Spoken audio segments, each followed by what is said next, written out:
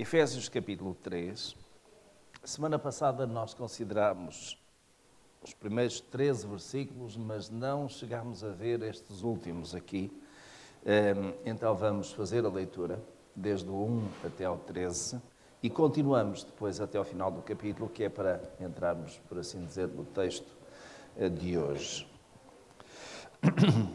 E eu vou atrás na leitura para os irmãos poderem ver, porque quando chegar ao versículo 14, tem, por esta razão, é exatamente a mesma forma como ele tinha começado com o versículo 1. Então, versículo 1. Por esta razão, eu, Paulo, o prisioneiro de Cristo Jesus, por amor de vós, gentios. Se é que tendes ouvido a dispensação da graça de Deus, que para convosco me foi dada, como pela revelação me foi manifestado o mistério, conforme acima, em poucas palavras, vos escrevi. Pelo que, quando ledes, podeis perceber a minha compreensão do mistério de Cristo, o qual, em outras gerações, não foi manifestado aos filhos dos homens, como se revelou agora no Espírito aos seus santos, apóstolos e profetas, a saber, que os gentios são co-herdeiros e membros do mesmo corpo e participantes da promessa em Cristo Jesus por meio do Evangelho, do qual fui feito ministro, segundo os dons da graça de Deus, que me foi dada conforme a operação do seu poder. A mim, o mínimo de todos os santos, me foi dada esta graça de anunciar aos gentios as riquezas inescrutáveis de Cristo e demonstrar a todos qual seja a dispensação do mistério que desde os séculos esteve oculto em Deus, que tudo criou, para que agora a multiforme sabedoria de Deus seja manifestada por meio da Igreja aos principados e potestades nas regiões celestes, segundo o eterno propósito que fez em Cristo Jesus, nosso Senhor, no qual temos ousadia e acesso em confiança pela nossa fé nele. Portanto, vos peço que não desfaleçais diante das minhas tribulações por vós, as quais são a vossa obra. Por esta razão dobro os meus joelhos perante o Pai, do qual toda a família nos céus e na terra toma o nome, para que, segundo as riquezas da sua glória, vos conceda que sejais robustecidos com poder pelo seu Espírito no homem interior.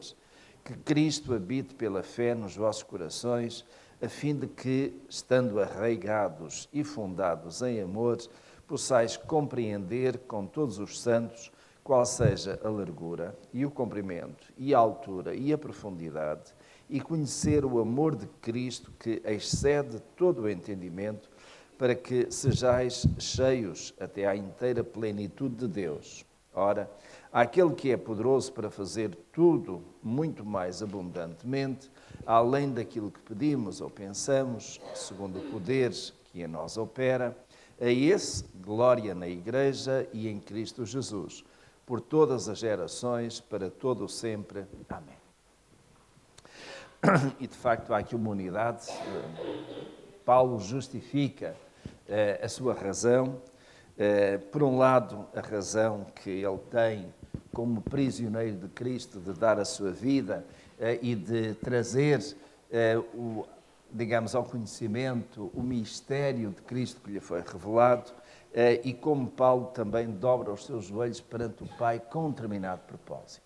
E é exatamente neste contexto aqui que nós vamos só lembrar o que considerámos a semana passada. Primeiramente, na semana passada nós vimos esta questão importantíssima que é o mistério de Cristo. E vejam na parte do verso 3, aliás, a palavra mistério aparece várias vezes em alguns versículos, mas o verso 3 tem, como pela revelação me foi manifestado o mistério. Revelação, mistério. A revelação é literalmente tirar o véu. Alguns lembram-se antigamente, é só para quando se tiravam fotografias, era naquele rolo e depois nós tínhamos que deixar o fotógrafo para revelar, isto é, para mostrar o que é que lá estava, se a fotografia saía bem ou não. de qualquer modo, ficava no negativo e depois podíamos mandar imprimir ou não, mas estava revelado. Hoje nós tiramos fotografias às dezenas por aí fora e depois escolhemos aquela que realmente nos interessa e as outras deitamos fora. Mas revelar é de facto mostrar aquilo que está escondido, que está tapado, não é?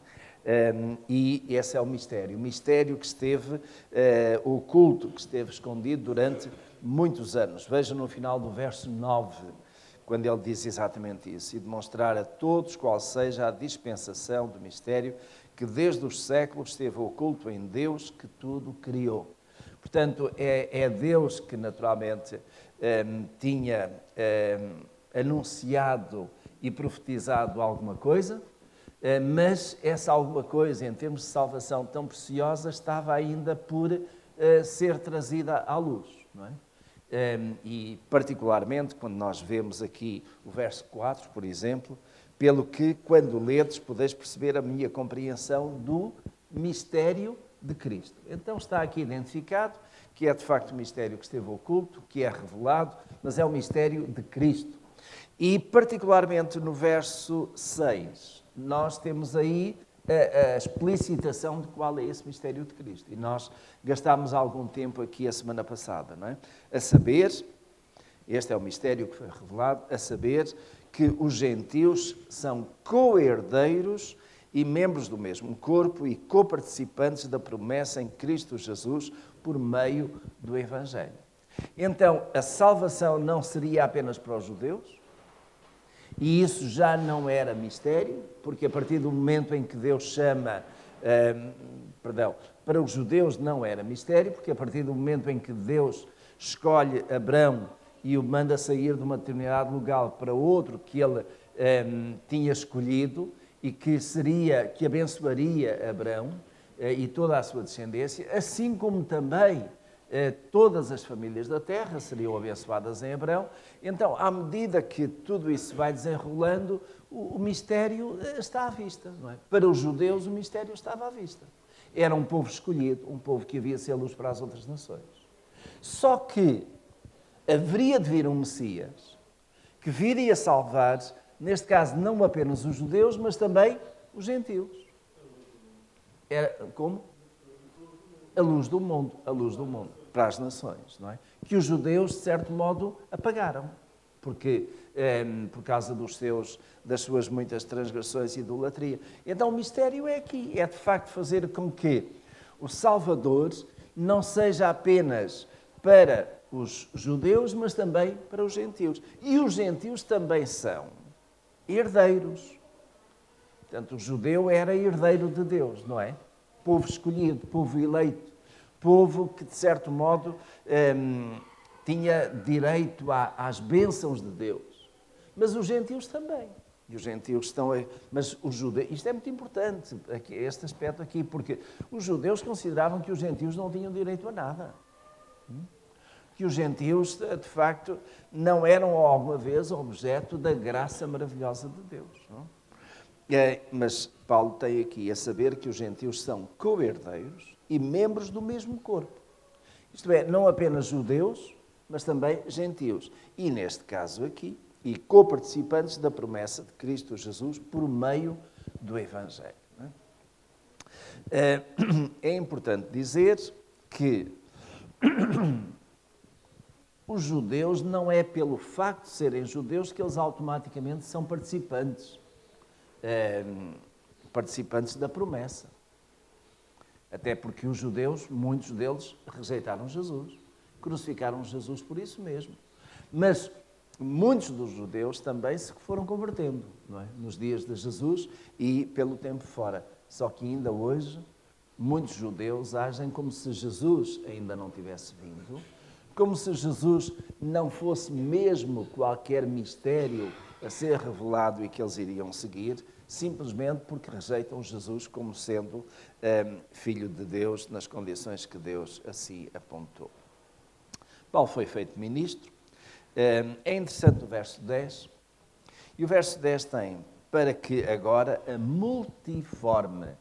Alguns irmãos, porventura, podem ter outra palavra aqui. Mas eu tenho a multiforme, a variada, não é? variada forma, multiforme sabedoria de Deus. A sabedoria de Deus apresenta-se de várias formas, não é? A sabedoria de Deus é rica, não é? Mas ela é manifesta, digamos, por meio de quem? Aí, por meio da Igreja. A multiforme sabedoria de Deus é manifesta por meio da Igreja. Então a Igreja tem aqui uma responsabilidade tremenda. Ela não pode apenas ser, digamos, receptora da graça de Deus, não pode apenas ter o conhecimento e a bênção, mas ela tem que levar essa bênção para os outros.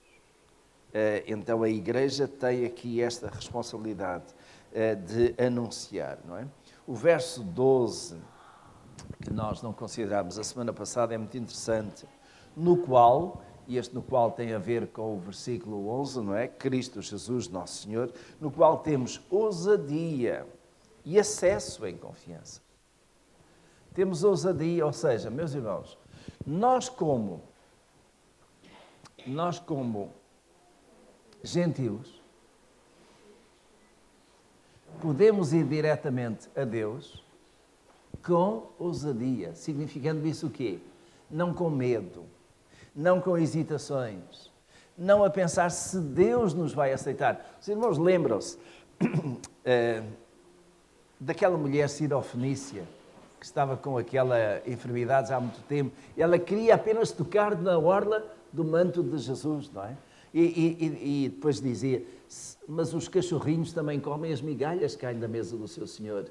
Referindo-se a isso ao quê? Vocês não estão lembrados do contexto? Eram gentios que não tinham direito às bênçãos, não é?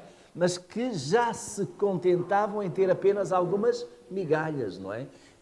Então, de facto, os gentios aproximavam-se de Jesus, não é? Como aquela mulher, com medo, com hesitação, com preocupação se não iriam ser espantados, não é? Porque essa até foi a atitude dos discípulos de Jesus, não é? Mas agora Paulo está a dizer, nós gentios chegamos a Cristo com ousadia. Porquê? Porque nada nem ninguém nos fará, digamos, impedir de chegar a Jesus, não é? Como? Já não havia o véu, não é? Já não precisavam dos sacerdotes, não é? Portanto, podiam ir diretamente a Deus. E é isso que está na segunda parte deste versículo 12. Vocês não estão a ver? E acesso em confiança. Ou seja, eu vou com ousadia, mas eu sei que tenho acesso. Vocês não sabem, cada vez mais hoje, para entrar em alguns edifícios é preciso um acesso, um cartão, não é? Até mesmo para os irmãos entrarem dentro de um banco, fora daquelas horas normais de expediente, e mesmo assim precisam de passar o cartão multibanco na porta quando ela está fechada, porque é uma questão de segurança. Agora até para sair, que é para registar o controle, não é? Entrou, saiu. Então vejam, a questão de acesso pode estar limitada, condicionada, mas nós temos livre acesso, em confiança, nós confiamos. Confiamos em Cristo. E esta confiança, digamos, está pelas promessas. Então, nós, pela fé, chegamos a Deus. Ninguém vem ao Pai senão por mim. Mas também diz o autor da carta aos Hebreus que Cristo nos inaugurou um caminho vivo, não é? É um caminho seguro, um caminho livre. Eu vou ao Pai, e vou ao Pai através de Jesus, não é? Este é o acesso. Então, por isso mesmo o apóstolo estava a dizer e pedia, não fiqueis desfalecidos, desanimados pela minha prisão. Podemos dizer, há aquele hino, os irmãos conhecem, eu sei em quem tenho crido e estou bem certo que é poderoso para guardar o meu depósito, o meu tesouro até aquele dia. Isso, de certo modo, é baseado num textozinho que Paulo escreveu a Timóteo. Eu sei em quem tenho crido. Nós, sabendo em quem temos crido, então temos confiança no nosso acesso. Não é? Vamos começar então, agora a partir do versículo 14. Há aí alguns aspectos importantes, embora não nos levem tanto tempo como uma lição normal. Mas Paulo tem, por esta razão, dobro os meus joelhos perante o Pai. Ou seja, o apóstolo Paulo está preocupado, está em que os gentios, sejam eles de Éfeso ou de qualquer outra região, os gentios não deixem de ter este acesso, esta confiança, não deixem de participar da vida da igreja e desse modo até serem testemunhas, serem proclamadores das boas novas para outros. Por esta razão dobro os meus joelhos perante o Pai. E é interessante esta questão de dobrar os joelhos. Eu penso que Paulo não estava a falar só em termos retóricos. É interessante, quando Paulo diz aqui, dobro os meus joelhos, ele está a fazer, de certo modo, um contraste com aquilo que era a prática normal da oração. E a prática normal da oração era de pé. Mas nós encontramos na Escritura, e até com o próprio apóstolo Paulo, várias situações em que ele se ajoelhou. Ele aqui dizendo, dobro os meus joelhos. Este dobrar os joelhos aqui, eu creio que não era só, digamos, escrito na carta, era mesmo fisicamente. Não eram os joelhos do coração, eram os joelhos do corpo, não é? Não há mal nenhum dobrar os joelhos. Seja em casa, seja no templo, porque dobrar os joelhos sobretudo, é a atitude interior que nós temos. Paulo fez isso quando se despediu dos anciãos de Éfeso. Em outras ocasiões, a dobra de joelhos aqui é mais, digamos, um sentido de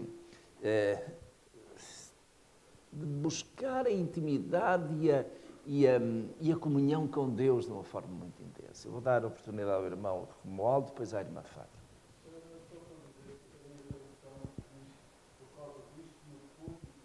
Me ponho de joelhos, sim. Certo, certo. É. Exatamente, exatamente. Só assim, só aquele jeitinho. Irmã Fátima?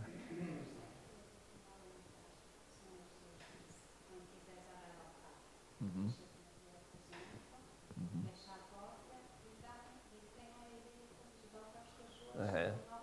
Uhum. Uhum. Também. É frequente, com certeza, muitos de nós, em casa, na nossa oração, em determinadas alturas, dobrarmos os nossos joelhos, não é? Irmão Júlio, depois a irmã Cândida.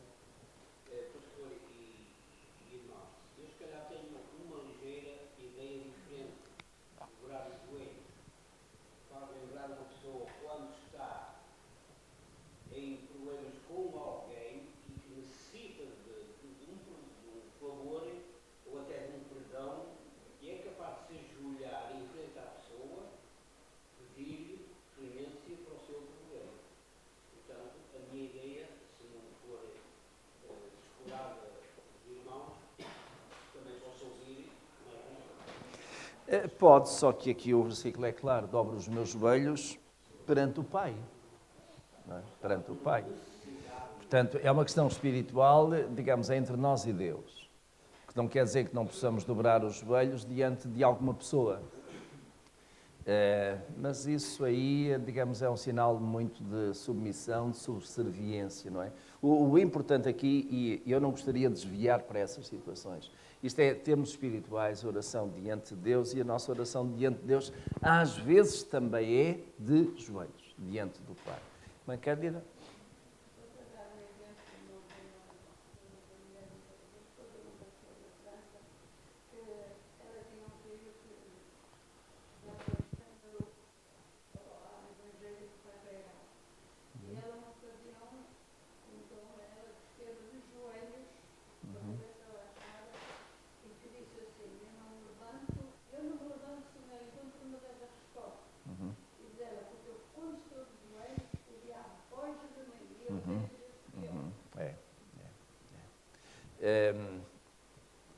é importante, isto, meus irmãos, é realmente com cada um.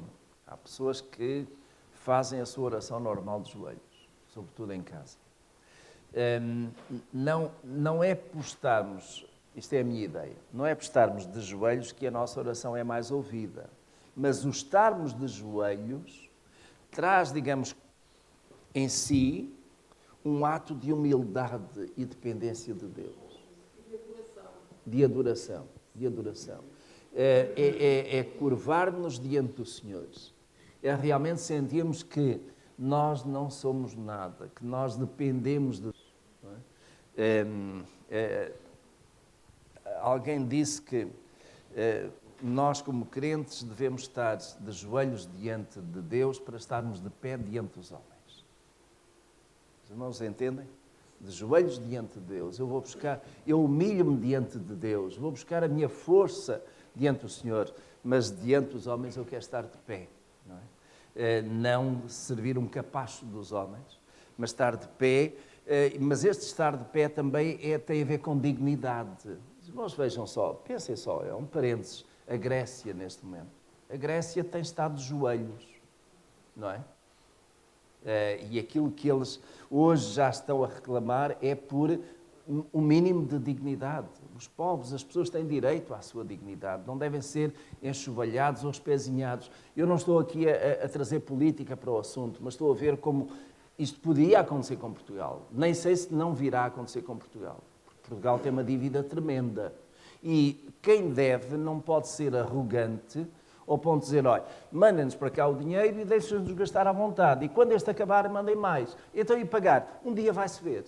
Quer dizer, esta atitude não pode ser, não é? Agora, tem que haver, às vezes, aqui uma certa capacidade de diálogo, de entendimento, para, se eu não posso pagar uma dívida, eu tenho que a negociar. Eu tenho, de certo modo, que manifestar, eu quero pagar, mas se não consigo pagar em 10 anos, deixem-me pagar em 15, mas eu quero pagar. Agora, se eu tiver que pagar em 10 anos, então eu vendo a roupa e vou pedir para a estrada, não é? Ou vou dormir para baixo da ponte. Portanto, tudo isto tem a ver com a tal dignidade diante de Deus. Agora, meus irmãos, nós também, quando estamos numa situação aflitiva, meus irmãos, nós vamos de joelhos diante de Deus para que o Senhor nos ajude. Nos ajude a quê? A sermos dignos diante dos homens, a termos dignidade, não é? E que nos dê sabedoria para nós podermos agir em conformidade com isso. Vamos passar adiante porque... Sim. A igreja matriz, muitas vezes, a pedido do pastor, se ajoelhou para orar. Isso. Principalmente nas noites de vigília, de paternidade. Onde a gente fazia o compromisso do nosso voto para ter um ano bom. Exatamente. E fez muito bem, com certeza, com isso, e nós podemos... Também está incluído que ao nome de Jesus se dobra todo o joelho. Exatamente. Ao nome de Jesus, bem lembrado, não é? Ao nome de Jesus se dobra todo o joelho. Portanto, é questão de reverência, de consideração diante de Deus, da sua grandeza. Então, verso 15, do qual toda a família nos céus e na terra toma o nome. E cá está o nome de Jesus, não é? Verso 16, para que, segundo... Agora vamos ver, digamos, a grande razão, a grande preocupação do apóstolo Paulo na sua oração. Qual é o seu grande objetivo? Os irmãos vejam, tem dos versículos 16 até ao 19, nós temos aqui a grande preocupação, o grande desejo do apóstolo Paulo. Primeiro, verso 16, para que, segundo as riquezas da sua glória, vos conceda que sejais robustecidos, com poder pelo Espírito no homem interior. Robustecidos é fortalecidos. Não é?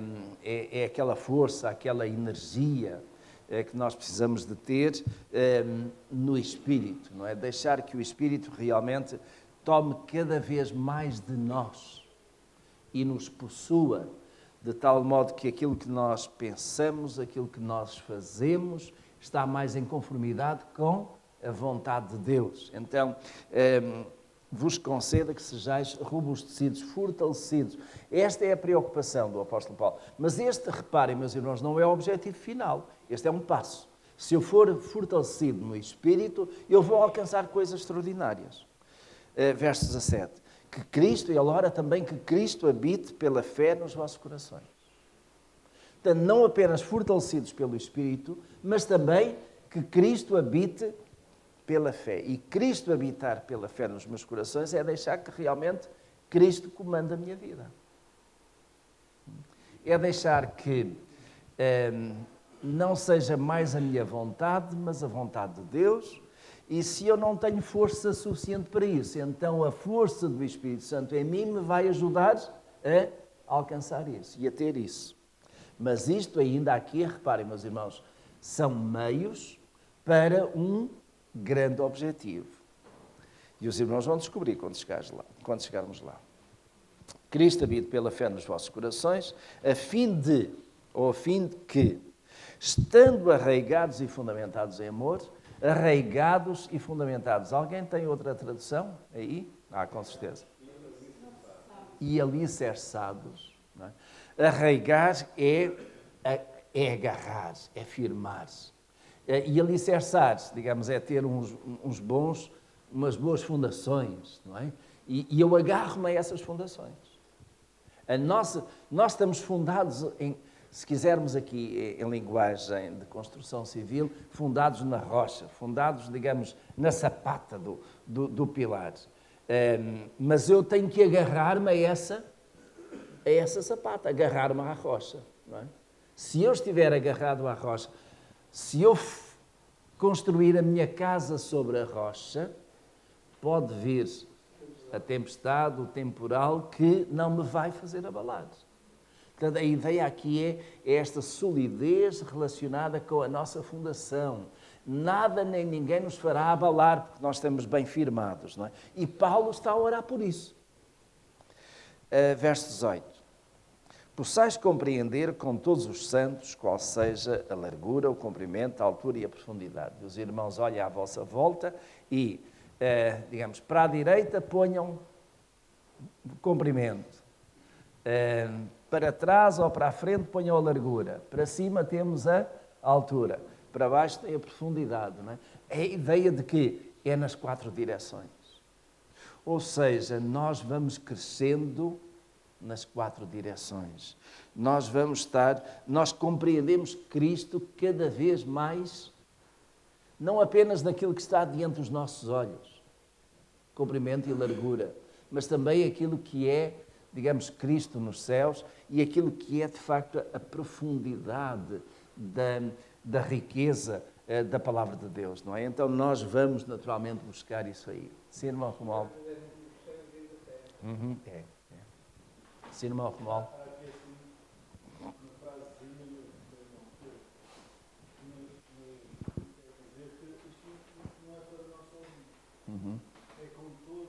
Sim. Para mim significa que estamos nós juntos a estudar a palavra de Deus, nós vamos compreender. Sim. Porque sozinhos ficamos com a nossa ideia, uma partilha, não é? Nós estamos a fazer agora. Sim. E ele diz aqui, com todos os santos. E estás a compreender com todos os santos. Nós Entendemos melhor, porque temos esta... E a Escola Bíblica Dominical serve exatamente para isso. É a grande oportunidade que nós temos de colocar as nossas dúvidas, as nossas ideias acerca do texto bíblico e procurarmos com isso, então, chegar àquilo que é, de facto, a sua compreensão. E reparem, a compreensão aqui tem a ver com... tem implicações práticas depois no viver. Eu compreendo, então eu vou aplicar. Enquanto nós não compreendemos uma coisa, nós não conseguimos aplicar devidamente. Não é? Até esquecermos. Porque quando eu compreendo, eu digo, é isto, então eu vou fazer assim.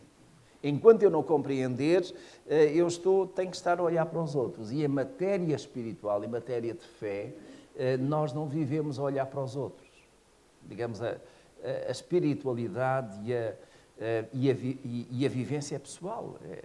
Somos nós e Deus, embora relacionado com os outros, mas é no contexto que nós nos movemos, que de facto a nossa espiritualidade nos ajuda, então, a seguir aquilo que entretanto nós compreendemos e conhecemos. Mas será que o grande objetivo do apóstolo Paulo na sua oração é esta?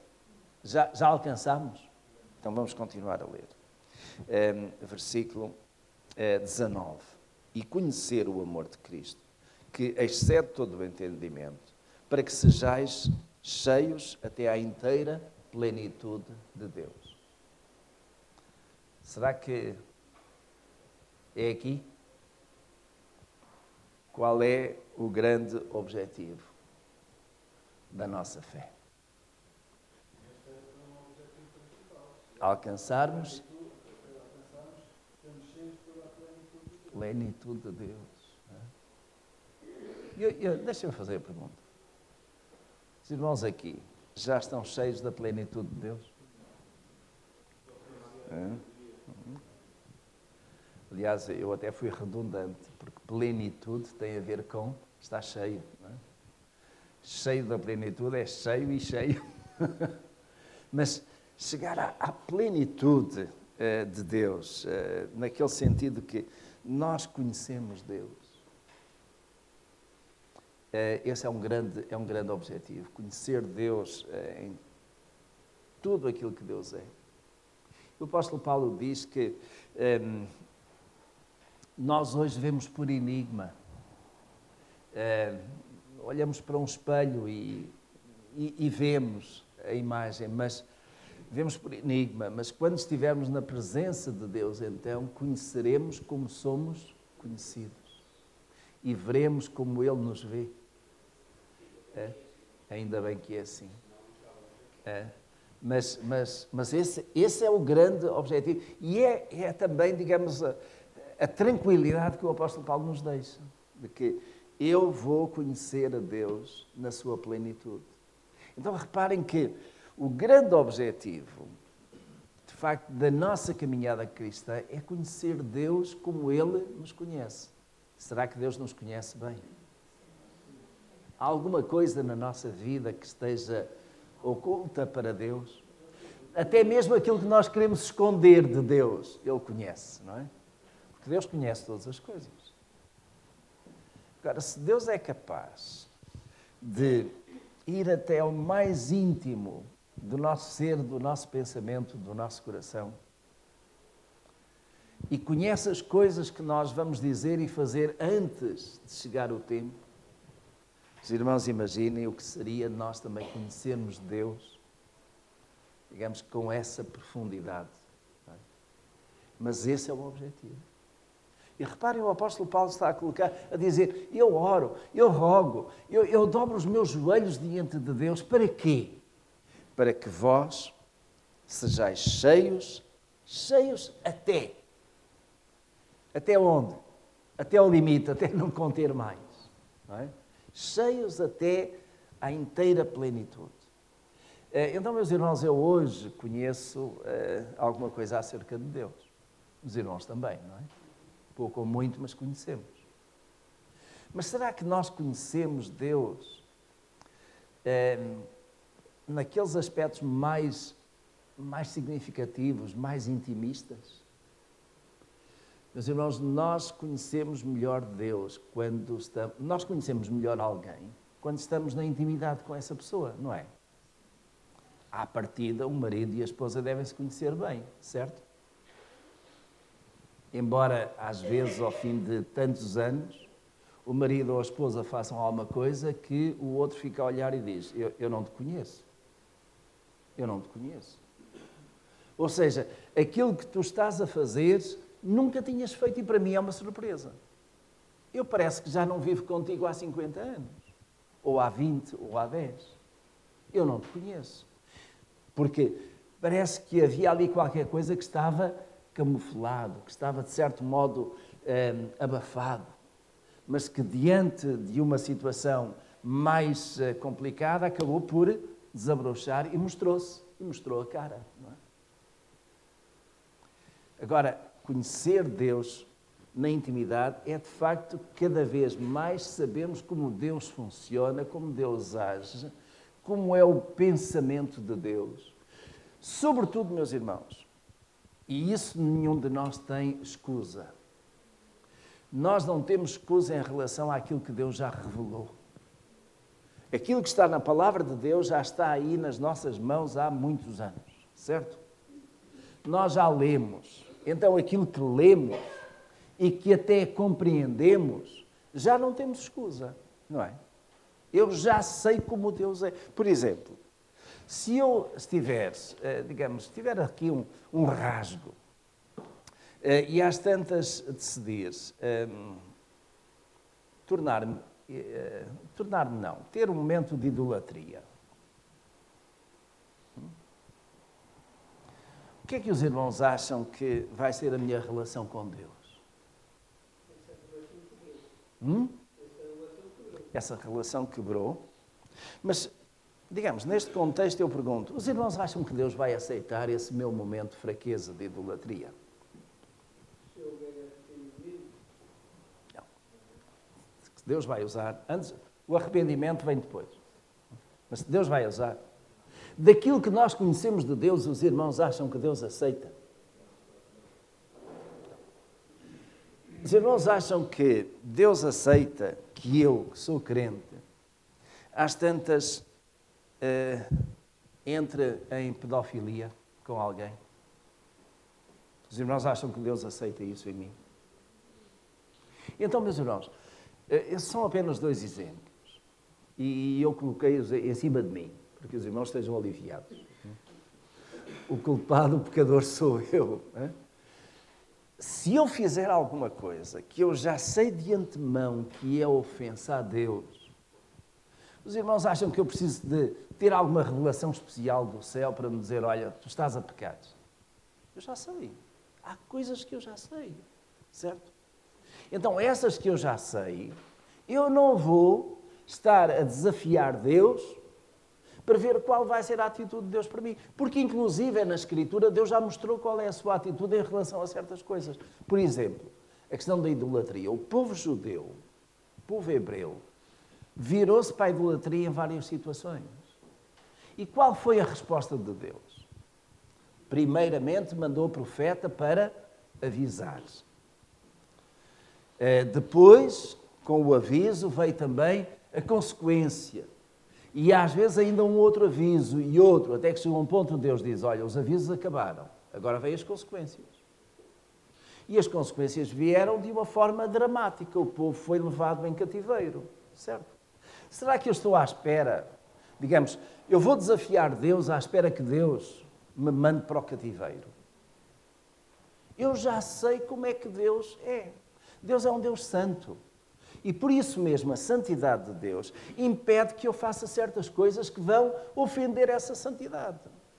É diferente quando eu não sei bem se uma escolha ou se uma decisão ou uma palavra é certa ou não, mas à medida que as coisas vão seguindo também, eu vou percebendo.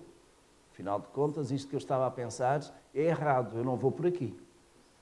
E isso é exatamente o papel do Espírito Santo na minha vida, a alertar-me, tal como os profetas faziam em Israel, não é? Nós temos permanentemente, deixa-me usar a expressão, um profeta, não é? Que é o Espírito Santo em nós, que trabalha com cada um de nós individualmente e nos ajuda, digamos, a aferir as situações, digamos, a ter o devido juízo daquilo que são os nossos atos, as nossas palavras, para desse modo me ajudar a tomar a decisão certa, antes que venham as consequências. Agora, os irmãos sabem tão bem quanto eu que o ser humano, mesmo aquele crente às vezes mais fiel, não deixa de ser tentado. E a tentação leva às vezes a, digamos, ficar cego, toldado, porque, digamos, a vontade da carne se sobrepõe. É, exatamente, o que aconteceu com Davi, que sabia muito bem quem era Deus, e é interessante, era um homem segundo o coração de Deus. Não é? O Senhor perdoou-lhe. Mas ele sofreu bem as consequências. Exatamente. Então, Até ter filhos que o quiseram matar. exatamente. Então, as consequências vêm. Deus pode perdoar-nos o ato. Porque Deus é amor e se nós tivermos um arrependimento genuíno, Deus até olha para nós e nos perdoa. Mas as consequências, muitas vezes, não deixam de vir. Não é? E aí é que nós temos que realmente, digamos, entender. Eu já sei que Deus não tolera isto. Que Deus, na sua santidade, não pode permitir aquilo. Então eu não vou desafiar Deus a fazer. Os irmãos estão a ver aqui, e isto tem a ver com o dia a dia. Paulo, no meu entender, orava neste sentido, para que os crentes, os efésios, para que nós, de certo modo, possamos ter, digamos, este conhecimento de Deus, este entendimento de Deus, esta comunhão com Deus, para que não basta um aviso. E nós, antigamente os automóveis tinham uma luz amarela que piscava, sabem quando? Quando entrava na reserva. E era o aviso de que o combustível estava a acabar. Portanto, não podia alargar-se muito. Não sei se os irmãos alguma vez já ficaram na estrada, por falta de gasolina. Eu já fiquei uma vez e aprendi. Porque eu pensava, bom, ainda consigo chegar à próxima bomba de gasolina. Só que era uma subida na autoestrada, lá na zona de Cascais, e o carro, digamos, apagou-se e a partir dali não deu mais. Então eu lá tive que sair, ir a pé à bomba, trazer um pouco e colocar. Digamos, as consequências. O aviso foi dado e eu, digamos, estiquei a corda. Se não estão a ver, na vida espiritual nós temos avisos, mas às vezes esticamos a corda. E quando esticamos a corda, não sabemos quando é que ela vai partir. Mas as consequências são dramáticas. Estamos a terminar, mas irmão Américo, já tinha pedido. Onde eu fui a dar um toque, já passou muito tempo, mas eu vou ver se ainda me lembro do tempo. Por exemplo, eu vi a melhor escola do mundo, a escola dominical. Mas será só a escola? Os cultos são muito essenciais. Porque nós, como crentes, somos um recipiente onde a palavra do Senhor entra em nós e o conhecimento de Deus vai aumentando. Aumentando até aquele dia como disse, havemos de ver o passo a passo. Quando vacilamos, Deus conhece-nos, mas nós conhecemos bem Deus a ponto de vacilar, de desconfiar ou de duvidar das suas bênçãos. Eu, no momento que eu pedi a palavra, era onde estava o irmão a falar e agora não sei se... Ainda encaixa. E tem a ver exatamente com a nossa comunhão diária com o Senhor. A nossa fé está sujeita a ataques e a vacilares. Porque o diabo não nos larga. Não é pelo facto de nós sermos crentes que o diabo deixa de nos atacar. E o exemplo é claro, ele atacou o Senhor Jesus, que era Deus, quanto mais não há... E Jesus preveniu os seus discípulos de que eles também seriam objeto de ataque. Portanto, qualquer um de nós não escapa. Agora, a nossa fé, às vezes, mediante situações que são de dores, de sofrimento, de problemas na vida, a nossa fé pode vacilar. Mas, quanto mais nós conhecemos Deus, mais fácil é para nós recuperarmos a nossa comunhão com Deus e a nossa fé.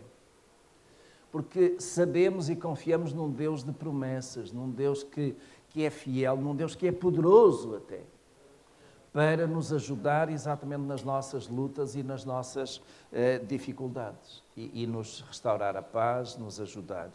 Então, nós podemos vacilar, mas vacilar não significa deixar-nos cair. Porventura, se cairmos, também o Senhor nos estende a mão e nos levanta. Mas, meus irmãos, quando nós caímos, às vezes traz também marcas. Ontem eu fiquei muito preocupado porque o meu pai caiu pelas escadas lá do prédio.